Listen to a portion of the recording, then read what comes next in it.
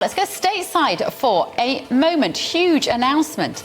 Last night, Robert F. Kennedy Jr. has now officially announced that he's running for the US presidency, but not as a Democrat and not, as was rumoured, as a Republican. The nephew of famous President John F. Kennedy had said that he'll be running as an independent. So what does that mean for his chances? Let's ask US political analyst Eric Ham. Good morning, Eric.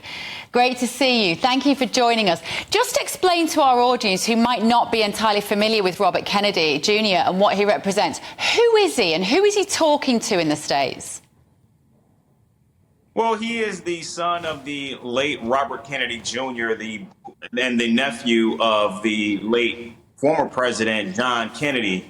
And he has been an ardent opponent of vaccinations, which is why he has been so revered by many on the right. But he still maintains a level of progressivism, particularly with Democrats, which is why when he first announced that he was running for president, it appeared that he had the support of at least 1 in 5 Democrats. But now so much of that has changed, and he hasn't been able to get much traction as of late as a Democrat, which is why he is dropping out of the race as a Democrat and going to re-enter the race as an independent. But now what we're seeing here is Republicans are now beginning to attack him, where at one time they were actually lauding him. In fact, he had been recently invited to speak at a conservative group in Nevada. But now what we're seeing here is they see that he could actually begin to siphon votes from Republicans based on his staunch message regarding vaccines. So just to be really clear, and when you say that he is anti-vaccine, he had this label way before COVID came along. This was a life's work for him. And in fact, it wasn't just about vaccinations. It was about the pharmaceutical industry. So he had spent many years, what he saw is shining a light on corrupt pharmaceutical industries and the health of the nation. He's making a lot, isn't he, about how healthy he is. Didn't he, his announcement yesterday, had himself like running up the steps of the building that we see in the Rocky movies, and he does a sort of physical, and is he about 65, I think, maybe older, but he's in great shape, and he's wanting to run on this health ticket. I won't just fix the nation with drugs, I'll fix you with fitness. And that's why it's appealing actually to a lot of people who see that the problems in America are about self-responsibility and looking after yourself.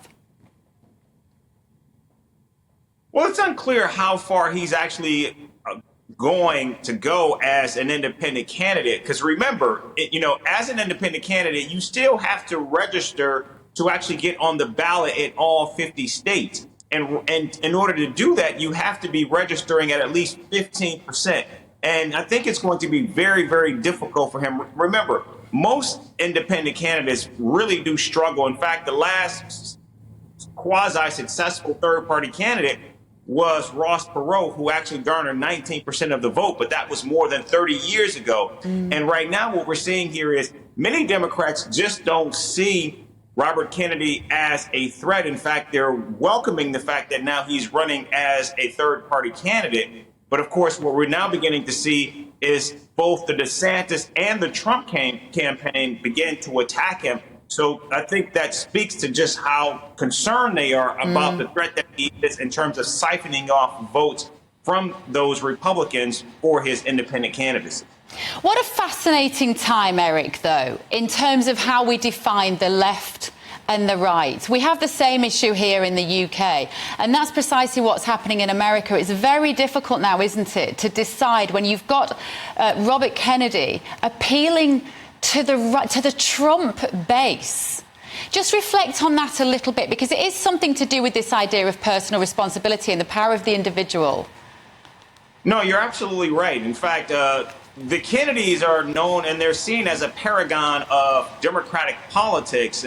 But we're also seeing just how much of a lightning rod that Robert Kennedy Jr. is. In fact, we know that at least 4 of his siblings came out in a statement saying that they do not support his candidacy and have even railed against him. But what we saw yesterday in that rollout was there were other of his siblings that are there. And so I think Robert Kennedy Jr. is now, I think, the epitome of what we're seeing in U.S. politics. in terms of the polarization that is infecting our politics on both sides of the aisle. Because what you're seeing here is now this is an individual who, while he is representative of this family that is seen as the one form of royalty in the United States, he is still seen as someone who's nuclear to both sides of the aisle. And the question becomes, how do you actually try to bring sides together to actually get things done? And I think he is emblematic of that,